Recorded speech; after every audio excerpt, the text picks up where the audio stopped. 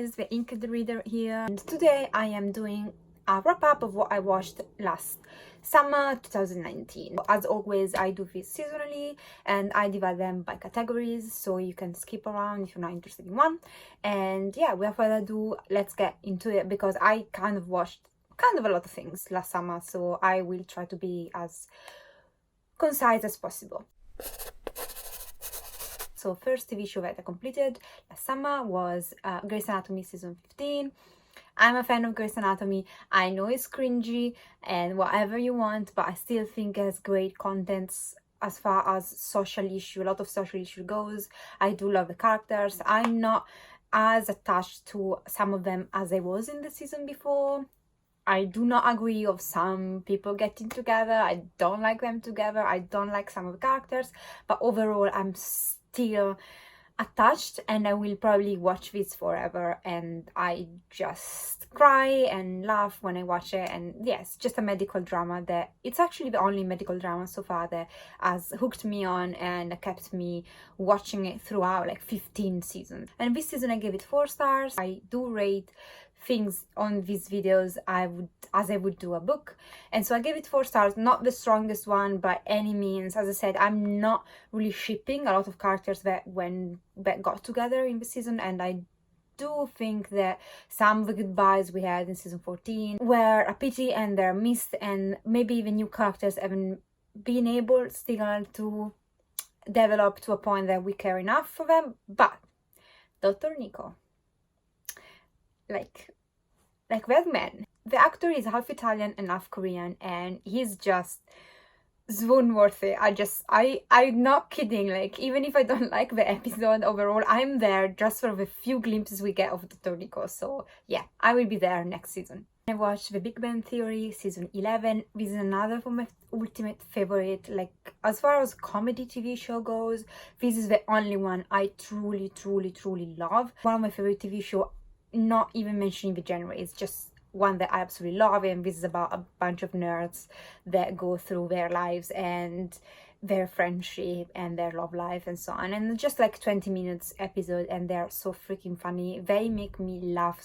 It's still after 11 seasons. This is the second to last season, so I'm currently watching, spoiler alert, the 12th and final season, and I'm honestly so freaking sad that this is over, and I don't know what to do with my life now that I don't have a Big Bang Theory, because I've tried, like, for example, How You Met Your Mother and so on, but they didn't give me the same vibe. So if you have any recommendation of really something similar or something that you think it's really funny, each episode is funny, like it's never a miss, then please leave them down in the comments down below, because I would love to check out once I'm done with the final season of it. And I gave this 5 stars. Big Bang Theory is probably one of my top 3, so top 4. So yeah, no surprises there. And also the final episode, and I'm just mentioning the feature we had from Star Wars and what happens to Sheldon. I don't want to spoil absolutely anything, but that 2 final episodes were just perfect. It's 5 stars, like, hands down.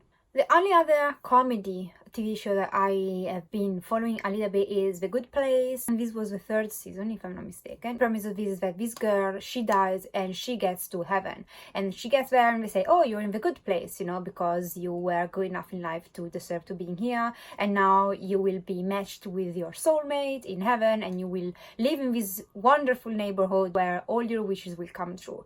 And she gets to the house, she meets her soulmate, and when she's left alone by Michael, the angel that greets her, she turns toward her soulmate and say, well, there is a mistake, I'm a really shitty person, I should not be here. That's where you start off in the first season. First season, loved it. Then slowly went down for me. I don't know why, because it's really funny, and to be honest, the topics that they discuss are really interesting, and so I will follow this until the end. I don't know why my enjoyment overall went a little bit down. Still the only other one that I follow, so it's still good in my opinion. I gave this 3.5 stars. I think the real issue I had was that in the 2nd season they used the trope, which I don't want to spoil anything, so I cannot mention it, but I can discuss it in the comments down below if you want.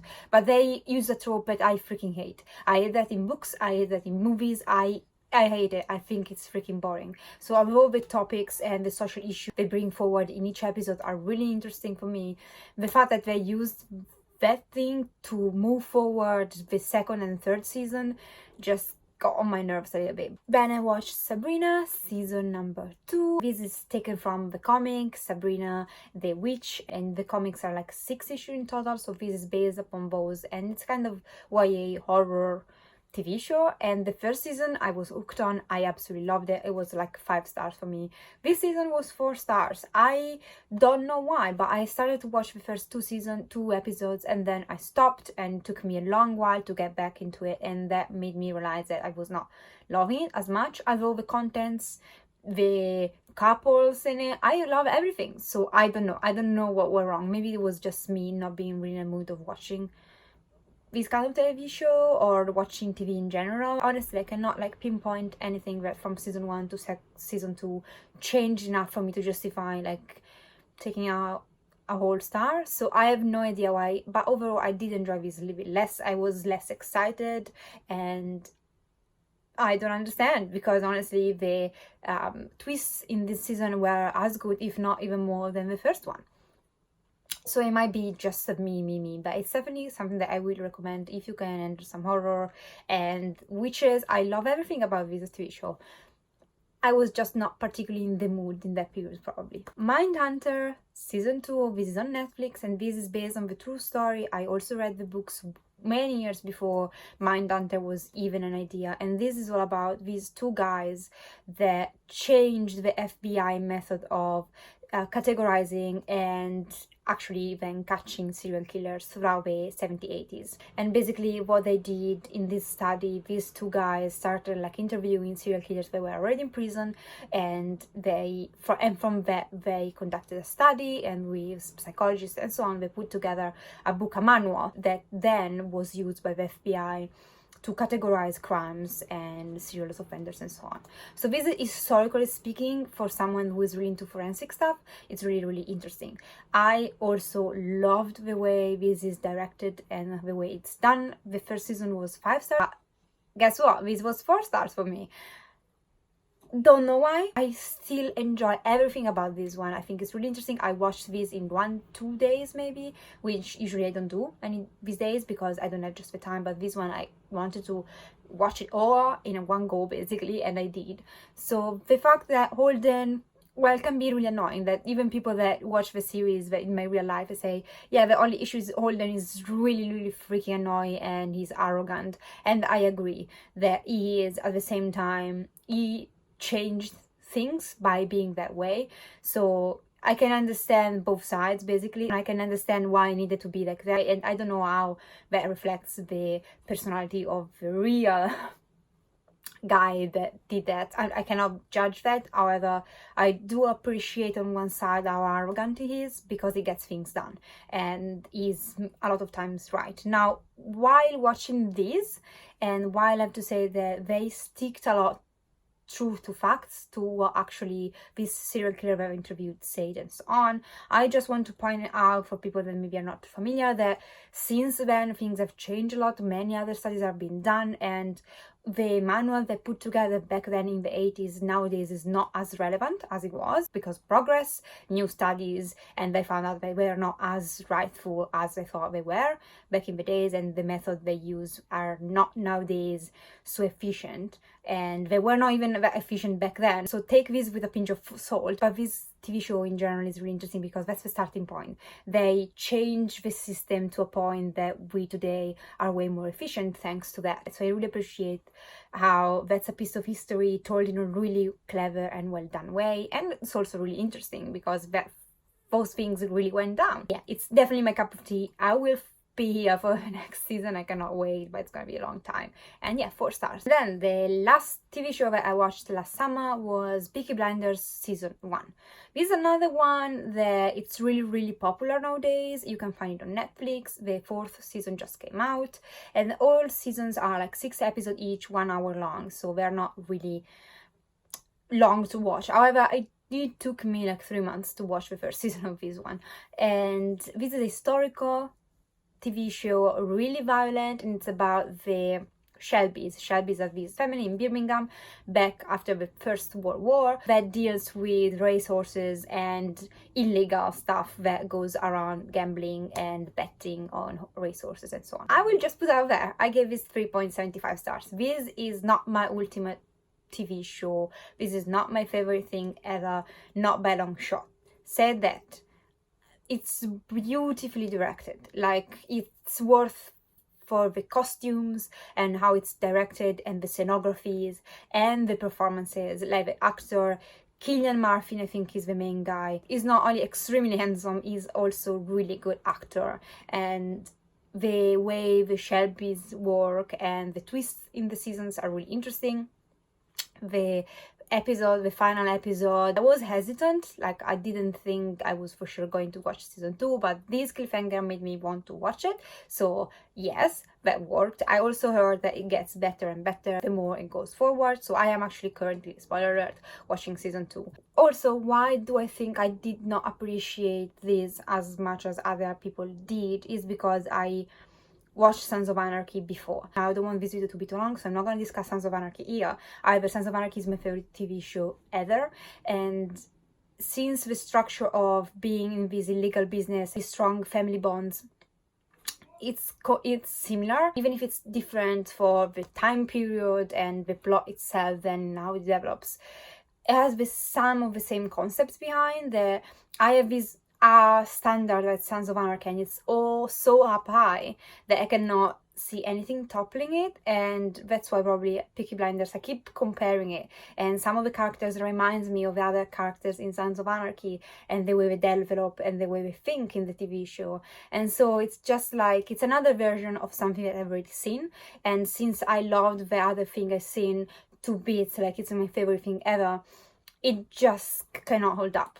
I don't know, for now, I will watch all the seasons and I will make up my mind about that, but I think that's my main issue, so it's just a me thing probably. This is really, really popular, really, really famous, and a lot of people love this to pieces. I'm just not on the train because I was already on the train before that. Does it make sense?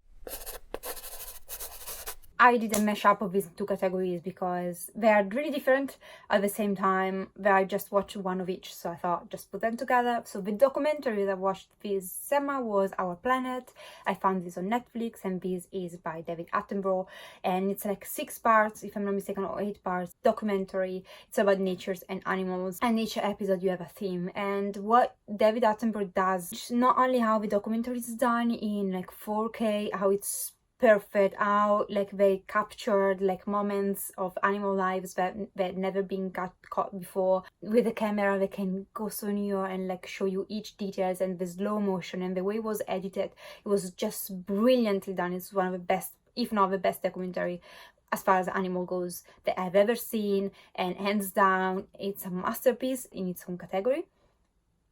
But also the message and how David Attenborough was trying to raise awareness on, like, you know, how we are destroying our planet, how we're killing off animals, with us being careless and with us not realizing how what we do here on the other side of the world will affect animals that live in the North Pole and so on. It's like kind of a butterfly effect, you know, that's something that you do here, then the effects ripple. In this case are disastrous for nature. Some episodes can be quite cruel, like I did cry in more than one, because this documentary shows also images of what's going on, how these animals are killed because of what we are doing to our planet, and it was heartbreaking and it was necessary at the same time. So I understand why they did it, although it was really hard to watch. 5 stars. This was a masterpiece. Even if you don't like documentaries, there's really no excuse not to watch this, and if you like documentaries you should be familiar with that. I'm sure you are. It's just the best. Do watch the like post-production episode. It's worth it, and it's really eye-opening, and I didn't know like all the things and how it's done, and it's really interesting to know how these things are made. And the other thing I watched, which was a reality TV show, it's a Korean one, it's called Produce 101X. I might be butchering that. This is a Korean reality show that it's really popular and familiar. Basically, a bunch of boys or girls each year audition to be singers, rappers or dancers. and they go through these 3 months of training if they are chosen by the teachers or the public. I don't remember if at the beginning it's the teachers, I think yes. And basically you follow them for 3 months, and each week there's an episode. Some get home and they perform, and then public gets to vote. Not you, just people in Korea, but you can watch it. Just my guilty pleasure, to be honest. I gave this 3.5 stars. I think I'm, as always, you know, you watch 1, you love it, you watch 2, you love it, you watch 3, you love it, you watch 4, you love it, and then if they don't add something new or there is not any element that particularly stands out, then your interest goes slowly down. At least mine does. I get bored really easily. So I watched a bunch of these kind of reality TV shows, and now I'm getting bored of them. And this one also had a lot of controversial issues about the voting system, and it was also, I think, slightly less interesting than the other one I watched when the group 101 came out. I just thought the guys in that group were more standing out than some of the guys in this season. Although I was really happy with the final decision, I was happy with the group they formed, but yeah, not the biggest fan of their released song. But I mean, it's okay, but it's not my favorite thing either, but it wasn't for the other group as well. I mean, in the K-pop genre, these kind of songs that they put out, usually these groups are not my cup of tea. However, I do have my favorites in the group, so I will follow them, and I do wish them all the best. The first one was Cowboys versus Alien. I found this on Netflix. The premise of this is basically you're in the Far West and you have a bad guy and, you know, saloon, scenery, those kind of environments, and then aliens arrive and the bad guy with the good guys, the cowboys, they have to all come together trying to defeat these aliens. They are trying to take over, and they're abducting people for unknown reasons when you start the movie. Now this, because there's 2 famous actors in it, I thought it was not gonna be too bad, but this was definitely a flop. I gave it 2 stars. It was just actiony, but on the stupid side. Like, it was just not freaking interesting, and the action was just not that good. Not much else to say apart from maybe skip this one. Then I watched Hellboy, the new one, the most recent one that came out, which was a flop at the box office that I know of. And this is the story of Hellboy. It's a remake, but I actually did like this one. I gave it 4 stars. I think it was really fun, and the action was good, and it was basically the opposite of the other one. And also I like the how dark and gritty and a little bit horror-ish it was. I appreciated how it was way more horror-ish than the first version. Say that I still love the first Hellboys. I just say I did also love this one, and I gave it 4 stars, as I said. Then I watched After, which is based on the novel of the same title, and this is a YA romance movie. It's on Netflix, if I'm not mistaken. And this is about this girl, Tess. She is really candid girl that goes to this university, and she moved to the dormitory in there, and her roommate is friends with a bunch of guys in school, among which is Arden, and he's a really bad boy, really famous around campus because he's really bad guy. And guess what? I gave it 3 stars. I did like it more than the book. I linked down below my review of the book, which I absolutely freaking hated it. And I have to say that Tess in this movie was less annoying than Tess in the books. Absolutely 100%. I liked it, but it was nothing special. It's not my genre of movies anymore, so I don't watch them often. It was a long stretch because I kind of hated the book, and this is taken from that. It's quite similar, so there was no way I was gonna love these 2 pieces, you know what I mean. So 3 stars for how much I hated the book. It's actually still good. Then I watched The Equalizer 2. This is with Denzel Washington, and this is the sequel to Equalizer. I really liked The Equalizer. This one not as much, but still enjoyed it. It's Denzel Washington. He knows what he's doing. And in this one, I don't remember exactly, but basically someone from the past comes back and is killing off some of Denzel's friends, and he has to avenge the death of his friends. Let's just say like that. I give this 3.75 stars. As I said, not as good as the first one because it didn't have the novelty. It was pretty much the same thing. It's just something that has been done and done again. However, still, I enjoy my time while watching it, and that's it. Then I watched Pokemon, not the animated movie, the movie where Ryan Reynolds doing the voice of Pikachu. This one, I did give it 2.5 stars. I didn't really like it. Said that Pikachu was funny. I still enjoyed it while I was watching it at the beginning, and then it just became kind of dull. I don't think it had a good plot overall. I didn't think they used enough Pokemon. Should have done a more rich plot. Instead, it was quite bare, and as I said, not many Pokemon in it, in my opinion. I was expecting probably too much. I felt kind of disappointed at the end. Then I watched Zodiac, the movie, and I read the book, which I absolutely loved, gave it 4.5 stars, something like that. And then I heard amazing things about the movie, so there was like Jake Gyllenhaal in it and Mark Ruffalo, and the cast was amazing. So the director is famous, and it's one that I already am familiar with some of his movies and really liked them, so I thought this was gonna be a win-win. Instead, on this, I loved the book, but this was 3.5 stars. I think the main problem I had with this is that the way it progressed from one day to another, it was jumping too fast, and we did not have enough time for introspection, or we didn't have enough time to develop this plot that for me was really interesting. However, I do understand that you have 2 hours in a movie and the book was quite long, so you cannot put everything in it, but having experienced the book, this felt a little bit lacking. Still, awesome performances. Still recommend this if you don't want to read the book. However, the book is better in my opinion, so take it or leave it, but I would suggest go for the book if you can, and then maybe watch the movie.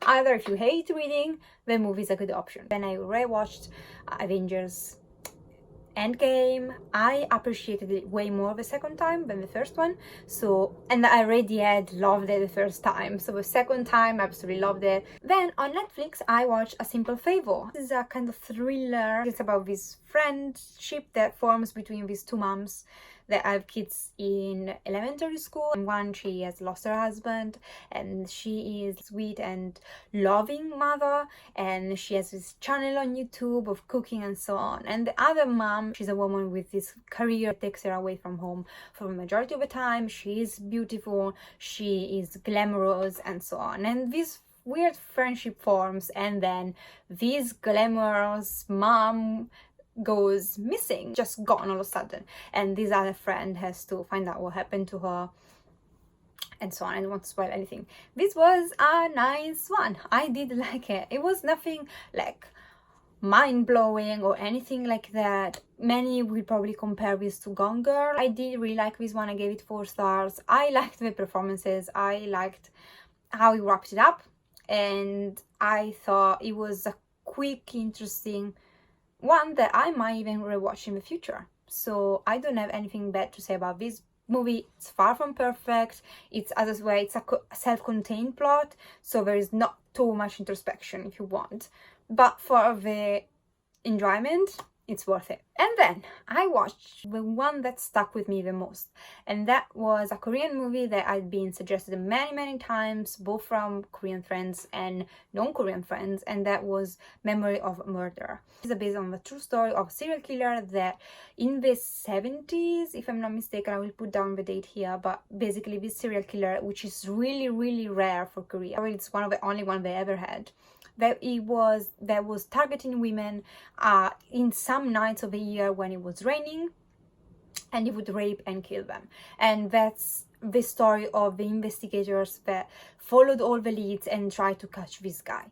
And it was fascinating for many reasons. It was, first of all, really well done, meaning that the creepiness, and it honestly scared me more than some horror movies that I've seen in my life. Not that I've seen many, but there is a bit, I cannot spoil, but there is a bit at night, and this woman, she's walking and something happens, and that freakily creeped me out, gave me nightmares. So I have stuck the image in here, and also how he well portrayed a culture and a scenery that I was not familiar with at all, which is countryside Korea back in the days, and this small industrial city. really poor city, if you want. And it was really fascinating to see that kind of environment, to see how the police worked back then, the characters, these two investigators that you follow. One is come from a big city, one had lived there all his life, and so it was more familiar with everybody, but it was more lazy, if you want. And then this other guy from the city comes and they have to team up to solve this case. I really liked both characters. This is another movie that it's kind of slow, meaning that not too much happens. However, it's done in a way that you don't mind, you don't feel bored at any time, because it's so fascinating from the characters, from what it's showing you, from the creepiness of the scenery and mystery of this small town and this awful man on the loose.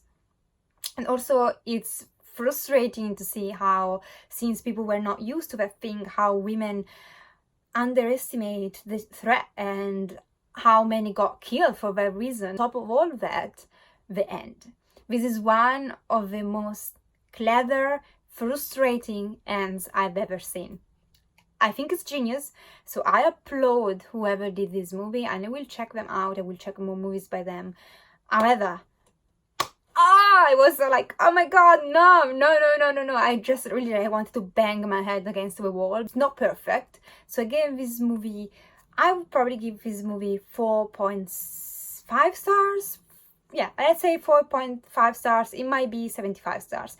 Not perfect, but it's the one that I liked the most, in the sense that stuck with me the most, and the one that I would say, go watch it. Actually, scratch that. This is not my favorite movie, Memory of a Murder. It's not my favorite movie of the month, only because I watched it in summer. And summer, guess what was coming out in summer? You are probably right, and that's Once Upon a Time in Hollywood by Quentin Tarantino. If you know me, you know Quentin Tarantino is my god. Like, I absolutely love everything he has put out, most of his things. As a movie director, he's my favorite, hands down. If you are new, well, now you know. So Once Upon a Time in Hollywood came out, and this is my favorite movie of the year, probably. This takes place in Hollywood, where you follow this actor who has been starring in Western, mainly TV shows all his life, and now his career is kind of going downhill because he's realizing that he just developed on that genre, and he's getting older, and like other people are getting a more important role than he is, and so it's about his frustration and having come to the realization that he, as an actor, he kind of stuck in the same role over and over again, to a point that became kind of a joke of himself. And this actor is portrayed by Leonardo DiCaprio. And then you have his stuntman, who has been his friend and who's been working with him for 20 years or something like that, who is Brad Pitt. And on top of all of that, Leonardo DiCaprio lives on an area of Hollywood, and he happens to be the neighborhood of Sharon Tate, who, if you're not familiar with the Mason murders, what went down, you can go online. And for how I want to interpret this movie, and from what you gather from the title, this is, in Quentin Tarantino's mind, a tale of what could have happened instead, and what it would have been better, way better, if it happened than what actually went down in the Mason murders and so on. It's a tale of his reimagining it. Loved this one. I know it's like controversial. I don't agree with the controversy just because I don't think it was meant to be that offensive. Many people got offended by how Quentin Tarantino depicted Bruce Lee, and then people went batshit crazy about that. And my opinion on that is that it's kind of ridiculous how out of proportion that went, because if you like Quentin Tarantino, you know how he is. Like, many people watch his interviews and so on and said, oh, he is a piece of shit, like he's a bad person. And honestly, I'm not here to judge his character, I'm here to judge his works. And his works, I absolutely love him. I think he's absolutely genius. I love his movies to pieces, and and the fact that he might be not your ideal person, or not a great person in general, which I don't know because I don't know him, I don't care. I'm not there. I'm not here to be his best friend. I'm here to appreciate what he does. And what he does well. Also on the Bruce Lee thing, I think it was literally 2 minutes of scene, and I think it blew out of proportion. I don't think it was really meant to be offensive. I think it was just something that made to make Brad Pitt character stand out more for what he needed to be done at the end of the movie. So I don't think that was really something done with the purpose of pissing off people or being particularly offensive. And I also will add that if you were a fan of Bruce Lee, this won't change your mind. Like, the way it's portrayed in one movie, it doesn't affect the way you feel about Bruce Lee. Like, if you're really a fan of him, this doesn't affect you. Like, it doesn't matter. As I said, I don't care if Quentin Tarantino is a bad person in real life, because I appreciate his works, and it should be the same. People don't know him. I'm not saying anything about the daughter, I'm just saying of the public that do not know him, and they should appreciate what he did regardless of what kind of person he was. Speaking always of someone who didn't murder children or anything like that. So we're not talking about like a monster, we're just talking about someone who might have been a bit unlikable, as might be Quentin Tarantino. Also, like, people got so upset about the Bruce Lee thing, but what should hippies say? You know, hippies come out really bad from this movie, but I don't see them complaining and making a huge fuss about what happened. Now, I will leave it at that because I can talk for hours about this topic. You can discuss in the comments down below. If you're polite, I'll be polite. You can have a different opinion than me. Totally fine. A lot of people that did not appreciate the whole movie just for that little thing, I think they're missing out, and they honestly should just calm the freak down and appreciate this movie for what it was, because it was freaking brilliant. Then I watched It Chapter 1, the remake, the new version, and I loved the book, which I read at the beginning of the year. And then I was expecting amazing things from the movie, because it's A, super famous, 2, I loved the book. I did like the movie for how it was done. However, it's one of those instances where it does not add anything to the book. And horror is not my genre in general. Just felt like it didn't give me anything more. I did appreciate how it was done. I gave it 3 stars in general, but I was not blown away by it.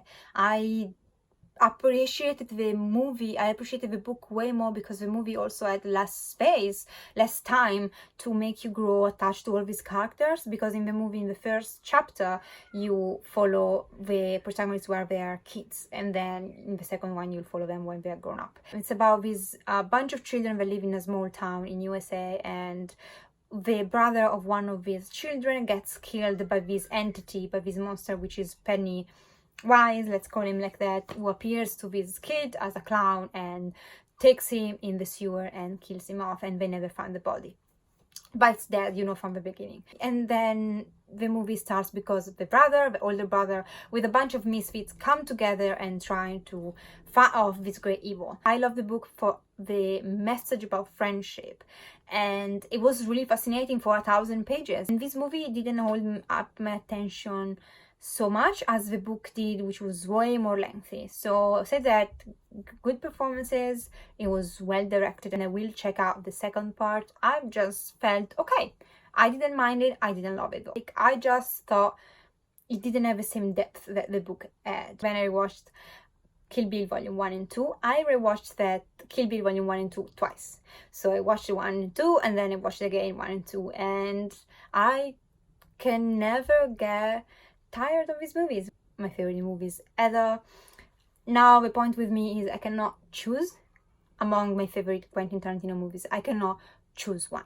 I would say, if you ask me what is your favorite movie ever, Pulp Fiction, and then I watch Kill Bill and say, no god, maybe Kill Bill is, or maybe then I watch Django and say Django is, and then I watch The Hateful Eight and I say The Hateful Eight is, and then at the same time I love them equally and for different reasons. So I cannot say exactly this one is my favorite, but all of them are all in this Quentin Tarantino, which is on the top of my list. So yeah, I watched this Kill Bill. This is probably my 5th, 6th time that I watched this movie in general. And if you ask me today, shall we watch Kill Bill again? I would say yes. I can say some of the dialogues by heart. I don't care. I will watch all these movies I just mentioned by Quentin Tarantino and Once Upon a Time in Hollywood now, over and over, and I will keep watching them all my life. The last movie I watched this season was Blade Runner 2049, which is the sequel to Blade Runner. Now, this is another movie that did not do really well at the box office, if I'm not mistaken. It is of Blade Runner, which I did not watch the first one because they suck. I know I will watch it because I know that's really good. I just watched this one because it was on Netflix, basically. And the premise is that you have the Blade Runners, which are these cyborg, these kind of robots, but they look human, that go about finding old robots, the first generation of robots that were ever made, because they are now old and they're considered kind of obsolete and dangerous by the people that now are running the world, which is a really post-apocalyptic world in awful conditions.